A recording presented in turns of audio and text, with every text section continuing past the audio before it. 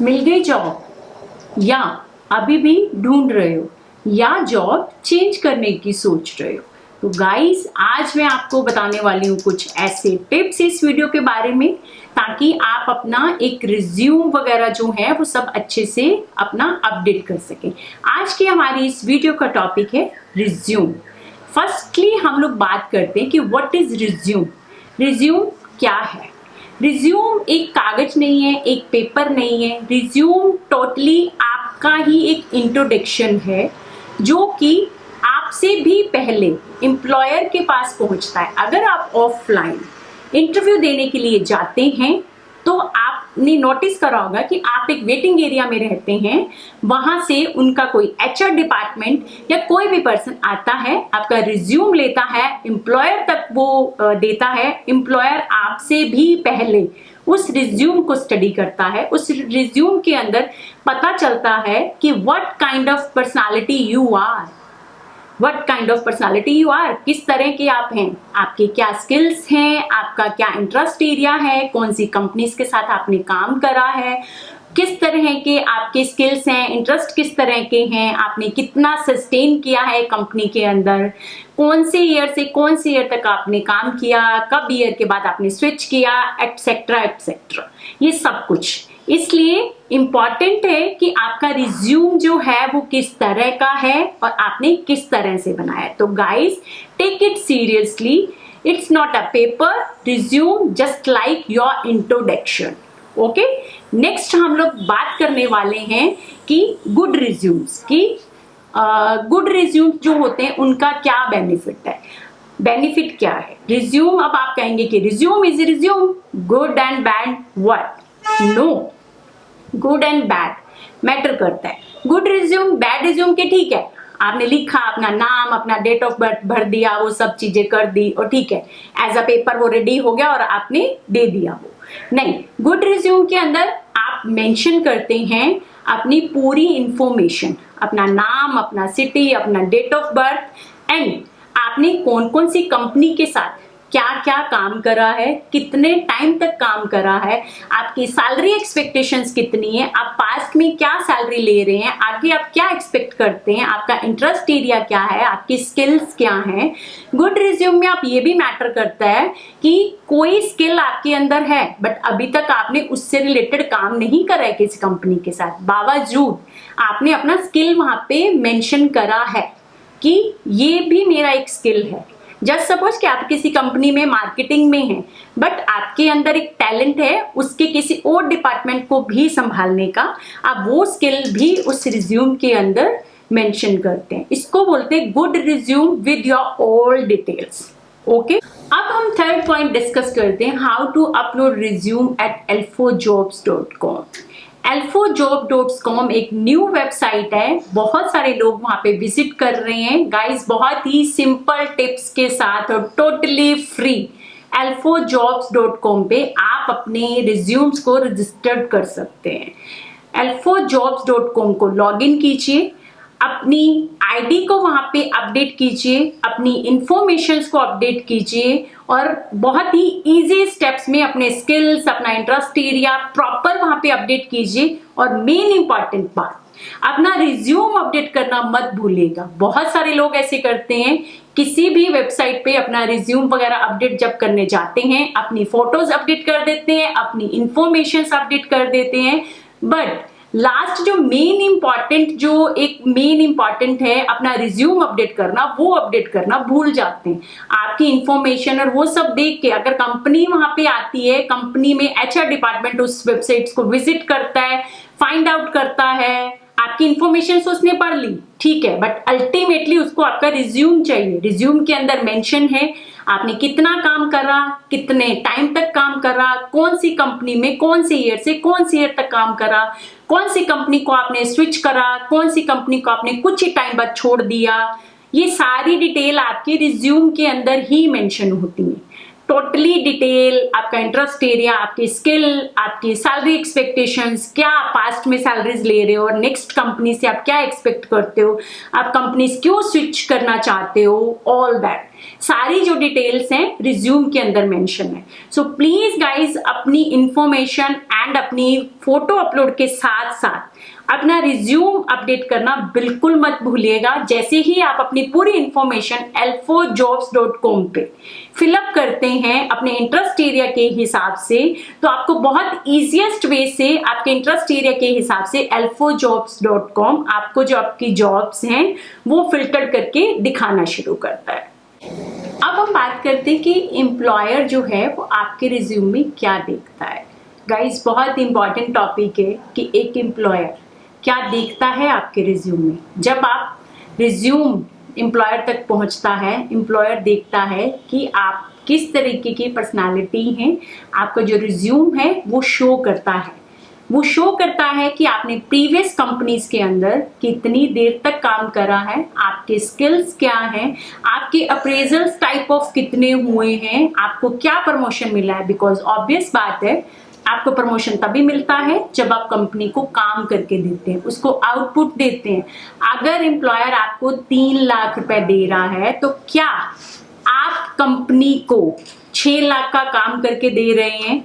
Employer आपके resume से ये सब चीजें फाइंड आउट करने की कोशिश करता है, उसे स्टडी करता है, देखता है कि आपके रिलेशंस कैसे रहे हैं, आपने कितने से कितने टाइम तक एक कंपनी के अंदर काम करा। ऐसा नहीं है कि हर 6 महीने बाद या 3 महीने बाद आप कंपनी टू कंपनी स्विच कर रहे हैं। कंपनी टू कंपनी अगर आप स्विच करते हैं तो एम्प्लॉयर आपको जॉब देने से पहले ये सोचता है माइंड में कि हाँ, अगर ये पास्ट में कंपनीज में स्विच कर रहा है तो मे बी अगर मैं आज मैं इनको जॉब देता हूं तो हो सकता है मेरी कंपनी में भी ये कुछ टाइम काम करे, इन्हें काम नहीं पसंद आए तो मे बी ये स्विच कर सकते हैं। तो इस तरीके के आपके रिलेशंस, आपके स्किल, आपकी प्रमोशंस, आपका जो भी काम करने का वे है, वो सब चीजें उससे वो एक एस्टिमेट लगाता है। ठीक है, नेक्स्ट हम बात करते हैं कि एक फ्रेशर जो है वो कैसे एक क्रिएटिव रिज्यूम बना सकता है। अब जो फ्रेशर है उसकी बात करते हैं। फ्रेशर के माइंडसेट में ये आता है कि अरे मैं तो फ्रेशर हूं, मैं अपने रिज्यूम के अंदर कुछ भी कैसे अपडेट कर सकता हूं, बिकॉज मैंने पास्ट में अभी किसी भी कंपनी के साथ काम नहीं करा है। Don't be worry guys, don't be upset. जो फ्रेशर्स हैं उनको भी l4jobs.com अपॉर्चुनिटीज देता है, क्योंकि फ्रेशर्स जो हैं वो अपने रिज्यूम में मेंशन करते हैं अपना नाम, अपनी डिटेल, अपना date of birth, phone number etcetera etcetera.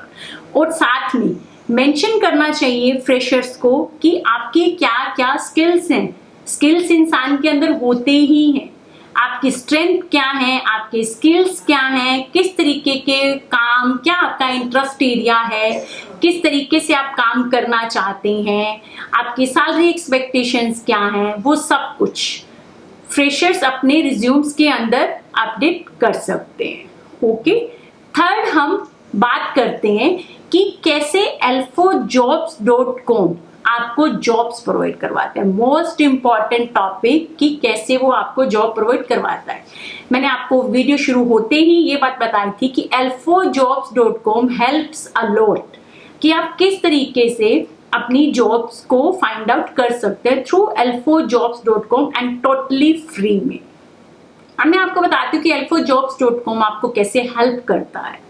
जैसे ही आप अपना रिज्यूम, अपनी पर्सनल इंफॉर्मेशंस वहां पे अपडेट करते हैं तो l4jobs.com के अंदर फिल्टर्स हैं, वो फिल्टर्स वर्क करते हैं। जैसा आपका रिज्यूम वहां पे अपडेट होता है वैसे ही रेफरेंस में l4jobs.com आपको जॉब्स आपको रेफरेंस में दिखाता है, और आपके रिज्यूम के अकॉर्डिंग ही वो कंपनी से भी फाइंड आउट करता है कि कंपनी को कैसे फ्रेशर्स लोग चाहिए। तो फ्रेशर्स का रिज्यूम वो फॉरवर्ड करता है कंपनीज को, और कंपनी फ्रेशर्स के रिज्यूम को स्टडी करती है, और अगर दोनों का मैचअप होता है, टाई अप होता है, तो आप लोगों का एक इंटरव्यू फिक्स हो जाता है। और बहुत इजीएस्ट वे पे और टोटली फ्री में l4jobs.com आपको वहां तक लेके जाता है, आपकी जॉब्स आपको फाइंड आउट करने में हेल्प करता है। अब हम बात करते हैं रिज्यूम। क्या आपका रिज्यूम आपको हेल्प कर रहा है आपकी जॉब ढूंढने के लिए? गाइस, मेजर क्वेश्चन, क्या आपका रिज्यूम सच में आपको हेल्प कर रहा है? आप सोचते हैं कि मैंने जगह जगह रिज्यूम तो अपडेट कर दिया है, but I am not getting a response from websites. क्यों? क्योंकि आपका रिज्यूम जो है वो फाइन नहीं है, अच्छा नहीं है, उसके अंदर कोई डिटेल्स ही नहीं है जो कंपनी को चाहिए, जो कंपनी आपके बारे में जानना चाहती है, जो कंपनी आपके बारे में पता करना चाहती है।